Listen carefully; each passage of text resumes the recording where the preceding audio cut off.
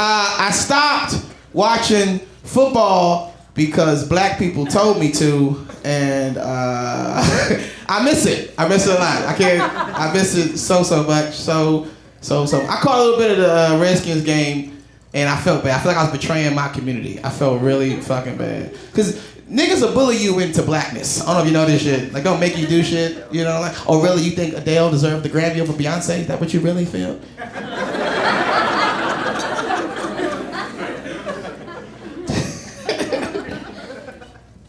I was tweeting jokes at Beyonce on Twitter, and I got attacked by the Beehive. Y'all know what the Beehive is? It's when gay men and black women form Voltron and attack you on social media devices. It's the worst form of cyberbullying ever. It's the worst shit. I don't want to offend any of you room full of white Americans for saying the N-word. My New Year's resolution was to actually stop saying the N-word, but then some nigga stole my car, so...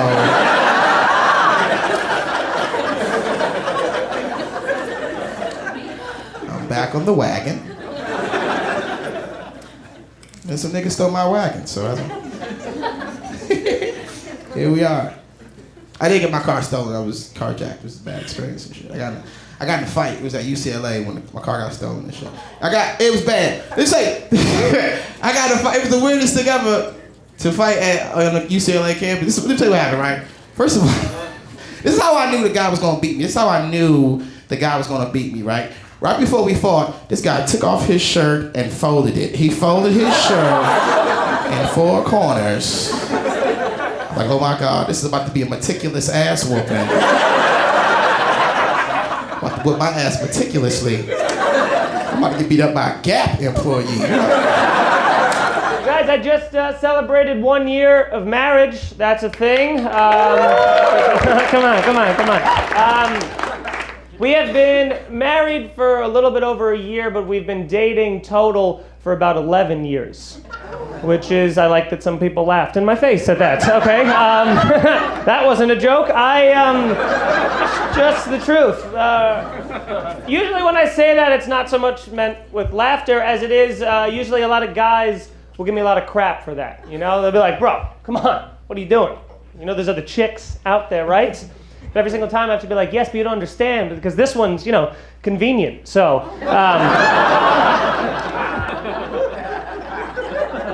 she is one of my favorite people right now, and the thing about her is, like she said, I live in New York City, and she's a nervous person, and a lot of times I'm doing shows, so she's home alone at night, which makes her more nervous. Something my wife will do every single time before she goes to the bathroom is she will punch the shower curtain in case there's a murderer behind it.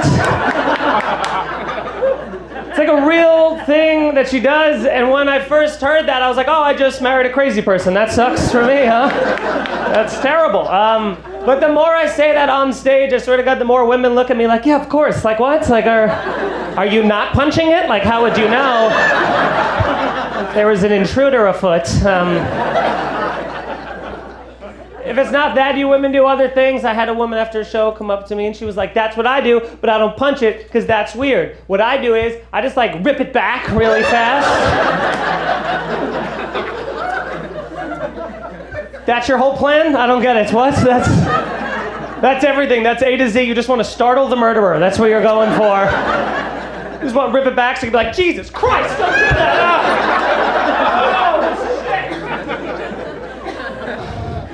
Well, I was gonna kill you, but it got me. I'm slightly flustered, so I don't know. You want to go get froyo? Let's hang out. Come here. That's great. It's good to be here. Like you said, I'm from Detroit, so it's just good to not be there. It's rough. I don't know if you guys heard about it. It's a huge culture shock moving from Detroit to Cali. Live out here now. There's a lot of stuff I didn't know about before, like avocados. I saw avocado. First time I saw avocado, I freaked out. I was like, what the fuck happened to that pear? Why is that pear wearing a leather jacket? I don't understand. It's girls that way, I guess. It's weird too, like, you know, Josh was talking about cocaine. The other day, one of my friends offered me cocaine that he found on the ground. In front of me. I watched him find it. we were walking, and he's like, is that cocaine? He picked it up. It is cocaine. You want some of this tray? I was like, nah, I've never done it before. He's like, oh, well, it's a sign from God. I was like, what Bible are you reading? And here's the thing, I'm not gonna do cocaine because it doesn't match, like, I'm poor. It doesn't match the activities I do. You do cocaine, you go out and spend money. It doesn't matter. What do I look like doing a line of coke and going shopping at Ross dressed for less? That just don't happen. Just been in the parking lot, just doing a line of coke. Like, woo! Let's go look for some deals! Just high-fiving strangers and stuff. Wear Hawaiian shirts, bro! It's like, calm down, man. Man, it's weird, man. Like, you know, it's culture. Like, it's a lot of gay people out here. Which is great, you know. And here's the thing, is I got a lot of homophobic people in my family, you know. So when my cousin found out I was living out here, hit me up, was like, look, Trey, listen, I heard you living in LA now. Be careful. Watch it back, man. It's like, why? He's like, because there's a lot of gay people out there, man. And they're crafty. Stay vigilant, dog. Like, he thinks LA's just a town full of thug-like gay people walking around. It's like, give me your dick, nigga. It's like, oh, shit. Go back to Detroit. This is what I want to be. And here's the thing is, he thinks you can get tricked into having gay sex. That's not the thing. Nobody's ever been tricked into having, nobody's ever been Bugs Bunny into sucking a dick. You know, it's like, you're gay, I'm straight. You're gay, I'm straight. You're straight, I'm gay. Fuck, they got me, what happened? All right, I guess you guys won this round. I actually, I'm kind of lucky because I'm so gay that I never had to come out. So that was incredibly convenient for me. I remember trying. I was like, do they know? Like at one point I was like, hey, Mom, Dad. They're like, no, we're going to stop you there because, quite frankly, we are very insulted. Kind of like a gay guy in that sense, because a lot of lesbians, they can hide it, you know, they're kind of femme, you can't always tell, but with a gay guy, it doesn't matter if he doesn't, you know, you can always tell if a guy is closeted, because he's got this like little sparkle in his eye. Just like a little twinkle that kind of looks at you, you know, like, I've got a secret. This guy knows exactly what I'm talking about. He's playing a little too hard. He just put his hands up. He's got one hand painted his fingernails blue. I totally nailed that. It's just a twinkle. It's the twinkle. Another thing about me, I'm trying to lose some weight. That's kind of my goal. Lost about 25 pounds recently. Thank you. Nah, I'm just kidding. I just do that for the applause. It just pumps me up. I'm still fat as fuck. No, I did. I lost some weight. It's hard because I like talking about it, but it's also like, you know, I'm such a confident person. I don't want anyone to think I'm like trying to change myself. I love who I am. You know, my main thing, I don't want to get skinnier. I have a goal, okay? I want to be able to go for a run on the street and people don't look at me like, huh, good for her. You know? That's my New Year resolution, is to stop being somebody else's motivation. My wife doesn't understand a lot of things about black culture. Like, my son has a little curly afro. I don't know if anybody got hair like mine. Nobody here. Yeah, there's only 3 black people here. She brushes his hair. I don't know, maybe you can't brush an afro. She's like, why not? I said, because my son looks like Frederick Douglass every morning before he goes to school. Okay. Which way are you taking to school? A wind tunnel? Do we have a convertible? Then she bought some mousse the other day for my son's hair. You can't put mousse in black hair, ladies and gentlemen, okay? Black hair will drink mousse. Here's mousse in my son's hair. Shh. Shh. Shh. Shh.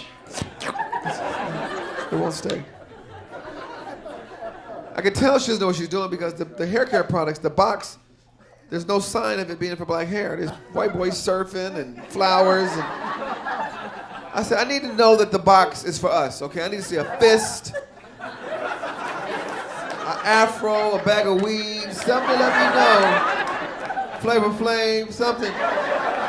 Superhead, somebody let me know. That was for the people who got that. I'm originally from Northern California, and I went home to see my mom for Mother's Day, and it was very nice. I went home. It was nice, right? I saw my mom. That was nice. I saw my friends. That was nice. They're all still doing cocaine. That's nice. It's just nice to know some things don't change. You know, I don't want to do cocaine myself, but I do enjoy hanging out with people who recently have. I just feel like they're the only ones that are ever really into my ideas. You know, like they're the ones ever really listening. People on cocaine have a reputation of being like real chatty or whatever, and that's true. But if you're just looking for someone to maintain eye contact with you for a while, people on cocaine is the way to go. That's what I say. You ever talk to someone not on cocaine? Boo, right? Boring. Someone on cocaine will stare at you with an intensity like they thought you died 6 years ago, and they're trying to figure out how you're still here. I was talking to my buddy, and he was on cocaine, and I knew he was on cocaine because he hadn't blinked in an hour. And I tried to say that to him. He tried to tell me that he was blinking, just always the exact same time that I was blinking. And I was like, I don't think so. I don't think that's how that works. I don't have a way of testing that, but I'm pretty sure. Pretty sure that's not what's going on here. So whenever I go out with my dad in Beverly Hills, people always think that we're dating.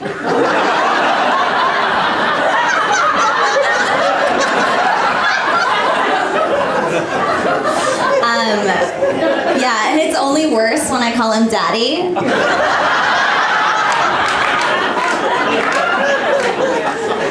like, that is so gross. Like I would date a Persian.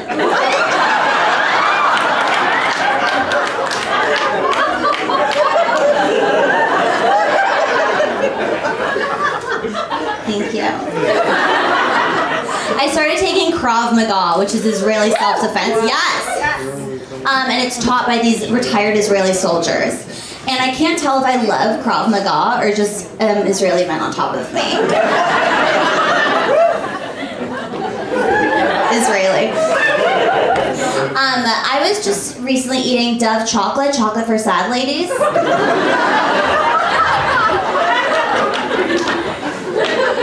Have you had it?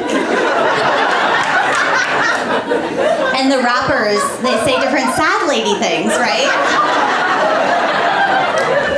Like my chocolate said, take the day off. Like, that is so presumptuous.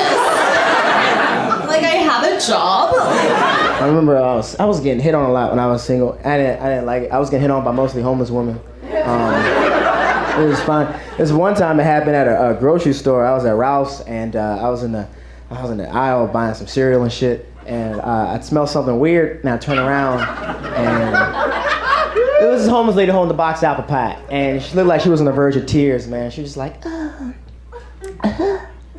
And I was like, you okay? I'm fine, just hungry.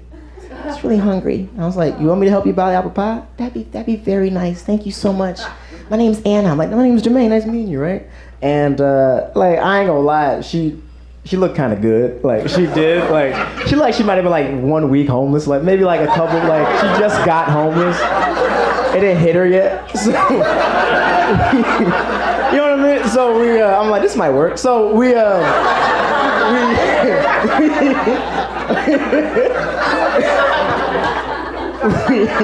get to the checkout aisle, and she starts flirting me a little bit. She's like, Jermaine, thanks for buying the apple pie, but I was wondering, should I get something healthier, like a salad or something? And I was like, you ain't gotta do that shit, Anna. Go ahead and get that apple pie, and you treat yourself, all right? You homeless. So she gave me a hug, and we buy the food. I buy the food. She had no money. We get outside. And then it started again. Like, I was like, all right, Anna, I'll see you soon, whatever. I guess you're gonna be around. I gotta go. And I'm about to leave, and then this is when Anna starts like hitting on me. She goes, so Jermaine, I was like, what's going on? So where do you live? And I was like, what? Shit, Anna, you nasty. And I'm thinking, am I about to? Am I gonna fuck this homeless lady? Am I gonna do that? Will I do that? Let's find out. So I said, Anna, I live about 2 blocks that way. She goes, oh, that's great. And I was like, oh shit. And I'm kind of excited, but my plans got thwarted because this homeless man walks up to Anna and gives her a kiss on the lips. Yeah, and I was like, hey, who the fuck is that, Anna? She's like, oh, that's my boyfriend. You ain't say you had a boyfriend. And now I'm getting jealous of this homeless dude right now. Cause I don't care if you got a boyfriend, but tell me that shit first. Like, let me know. Like, hey, my name's Anna. I'm homeless. I'm involved. Like, let me know. And what the fuck does he got that I ain't got? I have a house and floors and shit. I was so mad. I was so mad. I was so pissed. I walked away like, man, I hope it rains. I was so upset at that. They shouldn't have done that.